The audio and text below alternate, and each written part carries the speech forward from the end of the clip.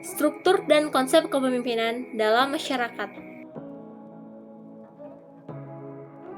Konsep kepemimpinan dalam masyarakat. Yang pertama, kepemimpinan sebagai fokus proses-proses kelompok. Melihat kepemimpinan sebagai sentralisasi usaha dalam diri seseorang sebagai cerminan kekuasaan dari keseluruhan. Kecenderungan pemikiran dari definisi-definisi di atas sangat berpengaruh di dalam mengarahkan perhatian terhadap pentingnya struktur kelompok. Yang kedua, kepemimpinan sebagai suatu kepribadian dan akibatnya. Pemimpin adalah seorang individu yang memiliki sifat dan karakter yang diinginkan oleh rakyatnya. Teori kepribadian cenderung memandang kepemimpinan sebagai akibat pengaruh satu arah, mengingatkan bahwa pemimpin mungkin memiliki kualitas-kualitas tertentu yang membedakan dirinya dengan para pengikutnya. Maka biasanya ahli teori pribadi lupa menyinggung karakteristik timbal balik atau reciprocal dan interaksi dalam situasi kepemimpinan. Yang ketiga, kepemimpinan sebagai tindak atau tingkah laku. Tingkah laku kepemimpinan sebagai tingkah laku yang akan menghasilkan tindakan orang lain sehara dengan keinginannya, dan tingkah laku seorang individu dapat mengarah aktivitas kelompok. 4. Kepemimpinan sebagai bentuk persuasi. Kepemimpinan adalah pengolahan manusia melalui persuasi dan inspirasi dari melalui pemaksaan langsung. Hal ini melibatkan penerapan pengetahuan mengenai faktor manusia dalam memecahkan masalah yang konkret. Yang kelima, kepemimpinan sebagai alat mencapai tujuan. Proses menciptakan situasi sehingga para anggota kelompok termasuk pemimpin dapat mencapai tujuan bersama dengan hasil maksimal dalam waktu dan kerja yang singkat. Contoh struktur kepemimpinan dalam masyarakat Indonesia. Di sini kami ngambil contoh struktur kepemimpinan masyarakat suku bangsa Aceh. Dulu, Aceh masih diperintahkan oleh sultan, utamanya Sultan Iskandar Muda. Terdapat urutan kesultanan teritorial Aceh dari yang terkecil hingga yang terbesar, yaitu sebagai berikut. Yang pertama ada Gampong. Gampong terdiri atas beberapa pejabat. Pertama adalah Keusyik atau kepala Gampong. Jabatan ini bersifat turun-temurun dan disemikan oleh Uli Balang. Keusyik berkewajiban untuk menjaga ketertiban, keamanan, dan adat Gampong, memakmurkan Gampong, memberi keadilan dalam perselisihan warga. Kedua adalah Tungku, atau lebih tepatnya Tungku Meunasah. Pejabat ini bertindak selaku kepala agama dalam Gampong. Jabatan ini tidak bersifat turun-temurun. Gelar Tungku biasanya pula disandangkan pada seorang laki-laki yang sudah menikah. Tungku berbeda dengan Toku karena Toku lebih bernuansa ningrat dan bangsawan. Jabatan yang ketiga adalah Ureung Tua. Mereka merupakan wakil rakyat dan dipilih dan ikut serta membicarakan kepentingan desa. Dengan demikian, Gampong mencirikan masyarakat demokratis yang mengkompromikan unsur agama dan unsur adat. Selain Gampong, ada yang namanya Mukim. Mukim adalah suatu gabungan dari Gampong-Gampong dan merupakan kesatuan hukum yang bercorak agama. Kepala Mukim disebut dengan Imum. Imum mulanya pemimpin masjid dan berarti pemimpin urusan agama. Lambat lain, ia punya kekuasaan duniawi dalam pemerintahan karena diangkat oleh Ulu Balang. Daerah Ulu Balang merupakan gabungan dari mukim-mukim. Kepala beberapa mukim disebut dengan Uli Balang dan memegang jabatan secara turun-temurun dan bersifat dengan otonom. Selanjutnya ada Sagu. Daerah ini merupakan gabungan mukim-mukim juga, tetapi lebih luas dari daerah Uli Balang. Kepala Sagu disebut dengan Panglima. Panglima merupakan penasehat sultan. Dulu di Aceh dikenal ada 3 sagu, yaitu Sagi 22 atau 22 mukim, Sagi 25 atau 25 mukim, dan Sagi 26 atau 26 mukim. Selanjutnya ada Sultan. Daerah Sultan memasuki daerah Ulu Balang dan daerah Panglima Sagu. Bedanya, daerah Ulu Balang ini lebih bersifat otonom dan daerah Panglima Sagu ini merupakan daerah yang berbeda langsung di bawah Sultan. Daerah-daerah sultan yang tetap adalah sesuai dengan batas-batas daerah Aceh yang sekarang. Secara politik, pemerintahan tertinggi dipegang oleh sultan. Kalau perempuan bisa disebut dengan sultanah. Sultan punya pembantu-pembantu yaitu Laksmanah selaku panglima perang, Upah yang merupakan kepala polisi selaku keamanan dalam negeri, 2 orang sekretasi selaku pengurus surat menyurat, dan majelis selaku pengontrol jalannya pemerintahan. Karakteristik kepemimpinan dalam masyarakat. Yang pertama itu ada memiliki inteligensi tinggi dibanding para pengikutnya. Yang kedua itu lebih sensitif di dalam hubungan antara manusia dibandingkan dengan anggota kelompok lainnya. Yang ketiga itu ada penyesuaian diri lebih dan lebih dominan. Yang keempat itu ada mengarahkan kelompok bila ada masalah-masalah yang terjadi. Fungsi kepemimpinan dalam masyarakat. Yang pertama itu ada pemimpin sebagai eksekutif. Sering disebut sebagai administrator atau manajer. Fungsinya itu adalah menerjemahkan kebijakan menjadi suatu kegiatan bila memimpin dan mengawasi tindakan orang-orang yang menjadi bawahannya dan membuat keputusan yang kemudian memerintahkannya untuk dilaksanakan. Setelah itu ada pemimpin sebagai penengah. Dalam masyarakat modern, tanggung jawab keadilan terletak di tangan pemimpin dengan keahlian yang khas dan ditunjuk secara khusus. Ini dikenal dengan pengadilan dan bidang lainnya. Umpamanya itu dalam bidang olahraga terdapat wasit yang mempunyai tugas sebagai wasit. Baru yang ketiga itu ada pemimpin sebagai penganjur, sebagai propagandis, sebagai juru bicara atau sebagai pengarah opini merupakan orang-orang yang penting dalam masyarakat. Mereka bergerak dalam bidang komunikasi dan publistik yang menguasai ilmu komunikasi. Yang keempat itu ada pemimpin sebagai ahli. Pemimpin sebagai ahli ini terdapat dianalogikan sebagai instruktur atau seorang juru penerang. Berada dalam posisi yang khusus dalam hubungan dengan unit sosial di mana dia bekerja. Pemimpin hanya berdasarkan fakta dan hanya pada bidang di mana terdapat fakta itu terjadi. Pemimpin diskusi.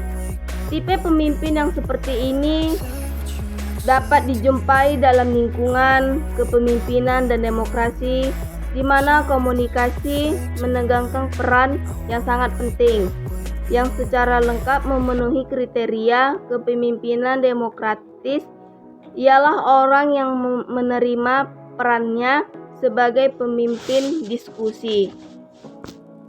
Tipe kepemimpinan dalam masyarakat. Yang pertama ada tipe autokratis.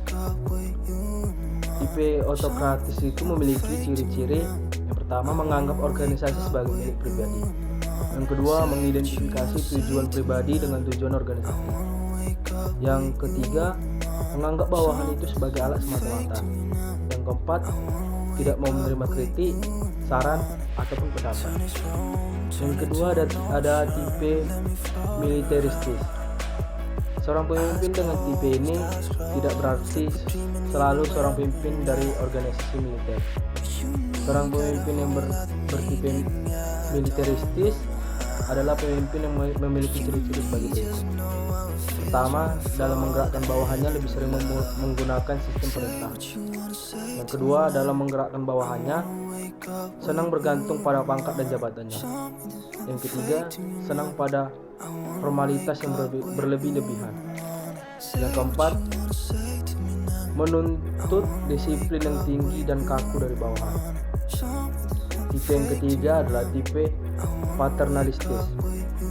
Tipe paternalistis ini memiliki ciri-ciri sebagai berikut. Yang pertama, menganggap bawahan sebagai manusia yang tidak dewasa. Yang kedua, bersikap terlalu melindungi atau overprotective. Yang keempat, jarang memberikan kesempatan kepada bawahan untuk ikut dalam mengambil keputusan. Tipe yang keempat adalah tipe karismatis.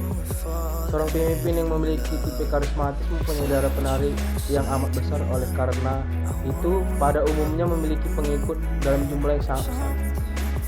Meskipun para pengikut tersebut sering tidak dapat menjelaskan mengapa mereka mengikut pengikut tersebut, sulit untuk diketahui mengapa seorang pemimpin yang karismatis ini, karena dari mana asalnya karismatis itu memang sulit untuk ditelusuri. Yang kelima adalah tipe demokratis. Tipe demokratis ini adalah seorang pemimpin yang dalam proses penggerakkan bawahannya selalu kritik tolak dari pendapat bahwa manusia adalah makhluk yang termulia.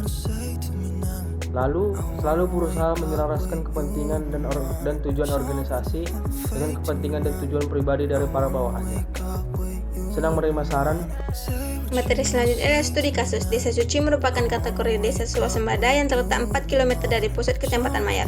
Metode penelitian yang digunakan adalah metode penelitian kualitatif deskriptif dengan melakukan observasi atau pengamatan.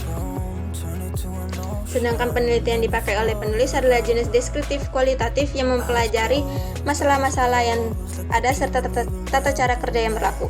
penelitian deskriptif kualitatif ini bertujuan untuk mendeskripsikan apa-apa yang saat ini berlaku. Jumlah penduduk pada awal tahun 2014 mencapai 19.981 jiwa dengan luas wilayah 389.522 hektar dan rata-rata kepadatan penduduknya mencapai 2.370 jiwa. Desa Suci merupakan desa wilayah perkotaan yang letaknya sangat strategis. Terdapat beberapa perumahan yang menyebabkan adanya peningkatan jumlah penduduk yang sangat pesat. Pemerintah Desa Suci berdasarkan Peraturan Daerah Kabupaten Gresik Nomor 12 Tahun 2006 terdiri dari pemerintah desa dan Badan Permusyawaratan Desa atau BPD. Pemerintah Desa Suci saat ini dipimpin oleh kepala desa yang dibantu oleh 8 orang perangkat desa. Sedangkan BPD Suci terdiri dari 11 orang anggota. Secara kualitas dan kuantitas kondisi pemerintahan Desa Suci dapat dikatakan cukup baik. Juga dari sejarahnya saja unsur keagamaan memang ada di balik terbentuknya desa ini. Makam penyebar agama Islam di Jawa yang kita kenal dengan sebutan Wali Songo. Di Gresik ada 2 makam wali Allah, yaitu makam Maulana Malik Ibrahim dan makam Sunan Giri. Mengenai asal-usul Desa Suci, awalnya kerabat Kanjeng Sunan Giri tersebut diperintahkan untuk menyebarkan agama Islam ke sebelah barat kota Gresik.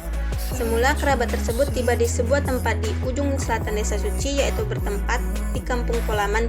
Kemudian di sana didirikanlah masjid yang berfungsi juga sebagai pesantren, sebagai tempat untuk menuntut ilmu keagamaan. Untuk kebutuhan air dibuatkan sebuah sumur yang dapat digunakan untuk bersuci dan dapat pula bermanfaat bagi masyarakat sekitar. Karena saking besarnya manfaat air sumur itu kemudian dikenal dengan nama Sumur Gede, yang dalam bahasa Indonesia berarti sumur besar. Memang kalau kita melihat sumur itu sekarang akan terlihat biasa-biasa saja. Ukurannya pun biasa, akan tetapi manfaat sumur pada masa itu sangatlah besar sehingga masyarakat menyebutnya Sumur Gede. Selanjutnya, kebutuhan air lama-lama tidak mencukupi, maka atas petunjuk Kanjeng Sunan Giri diperintahkannya kerabat tadi untuk menelusuri lereng bukit di sebelah utara Kampung Kolman. Kemudian kerabat tadi melihat rimbunan pohon-pohon besar di tempat itu.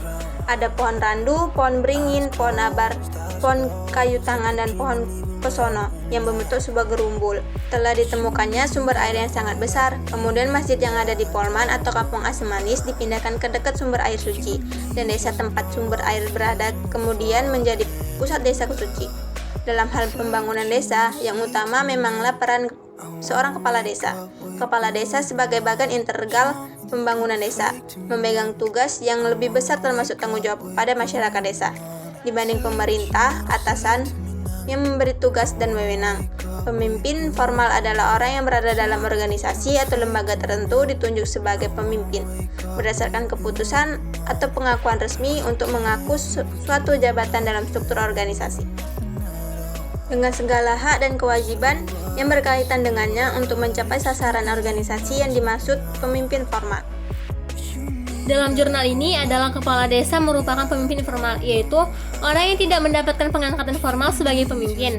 Namun, karena ia memiliki kelebihan seperti kualitas kepribadian, dia mencapai kedudukan sebagai orang yang mampu mempengaruhi kondisi psikis dan perilaku suatu kelompok atau masyarakat tertentu. Pada kehidupan masyarakat desa, sangat dipengaruhi oleh kebudayaan yang ada dan diakui sebagai sistem pengaturan hidup bagi mereka. Seperti yang dikemukakan oleh Melville J. Herkovitz dan Bronislaw Malinowska dalam buku Sosiologi Suatu Pengantar karangan Sarjana Sukanto, bahwa segala sesuatu yang terdapat dalam masyarakat ditentukan adanya oleh kebudayaan yang dimiliki oleh masyarakat itu. Dengan adanya kebudayaan telah mempengaruhi cara pandang, keyakinan, dan patuh bagi masyarakat. Desa kebudayaan mempengaruhi kepatuhan masyarakat terhadap tokoh-tokoh informat yang cenderung lebih dipatuhi dibandingkan pemimpin formal. Sebagai contoh masyarakat yang kehidupannya dipengaruhi oleh kebudayaan Islam, tokoh ulama akan sangat dipatuhi ketimbang kepala desa sebagai pemimpin informal yang memiliki legalitas jelas. Dalam hal ini yang dimaksud pemimpin informal adalah kiai dan tokoh masyarakat desa suci. Kesimpulannya adalah bahwa baik pemimpin formal maupun informal mempunyai pengaruh besar dalam lingkungan masyarakat sekitarnya.